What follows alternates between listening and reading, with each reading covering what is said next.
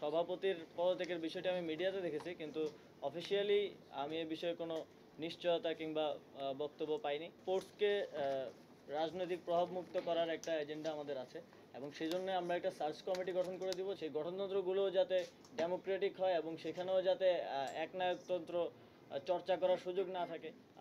বিসিবির ডিরেক্টর এবং সভাপতির পদত্যাগের বিষয়টি আমি মিডিয়াতে দেখেছি, কিন্তু অফিসিয়ালি আমি এ বিষয়ে কোনো নিশ্চয়তা কিংবা বক্তব্য পাইনি।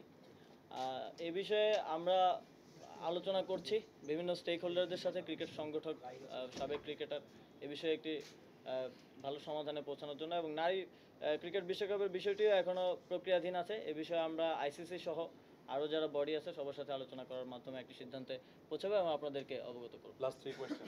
অবশ্যই আমরা স্পোর্টসকে রাজনৈতিক প্রভাবমুক্ত করার একটা এজেন্ডা আমাদের আছে এবং সেই জন্য আমরা একটা সার্চ কমিটি গঠন করে দিব, যারা প্রত্যেকটা ফেডারেশনের বর্তমান অবস্থা, যারা কাজ করছেন, যারা দায়িত্বশীল আছেন তারা আছেন কিনা এবং তাদের ব্যাকগ্রাউন্ড কি, তারা কোন বেসিসে সেখানে আছেন, সেগুলো নিয়ে তারা রিপোর্ট প্রকাশ করবে এবং আমরা যার সাথে যেই স্পোর্টসের সাথে যেই সংযুক্ত এবং কাজ করে আসছেন তাদেরকে দিয়ে এই ফেডারেশনগুলোকে ঢেলে সাজাবো। রাজনৈতিক সংশ্লিষ্টতা আমরা সর্বোচ্চ কমিয়ে আনার চেষ্টা করব।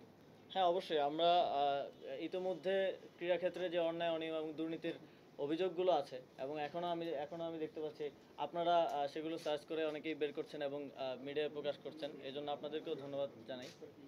এই বিষয়গুলোতে আমরা তদন্ত করব এবং যারা দায়ী তাদের বিরুদ্ধে ব্যবস্থা নেওয়া হবে এবং ভবিষ্যতে যাতে এরকম কোনো ঘটনা না ঘটে সেজন্য ইতিমধ্যে আমি বিসিবির সংশ্লিষ্ট এবং ক্রিকেট সংশ্লিষ্ট যাদের সাথেই কথা বলেছি যে যেই গঠনতন্ত্র আছে আমাদের প্রত্যেকটি ফেডারেশনের, সেই গঠনতন্ত্রগুলো যাতে ডেমোক্রেটিক হয় এবং সেখানেও যাতে একনায়কতন্ত্র চর্চা করার সুযোগ না থাকে, সেভাবে সেগুলোকেও পুনর্গঠন করার আমাদের পরিকল্পনা আছে।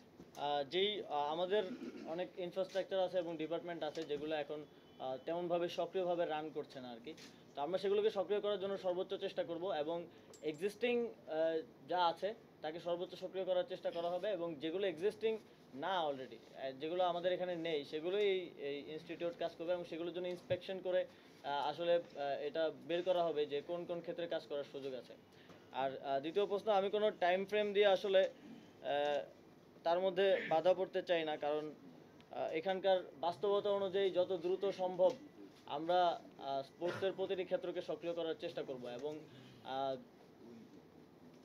এবং যেই জায়গাগুলোতে প্রবলেম আছে সেগুলো সলভ করার জন্য ইতিমধ্যে আমরা কাজ শুরু করে দিয়েছি।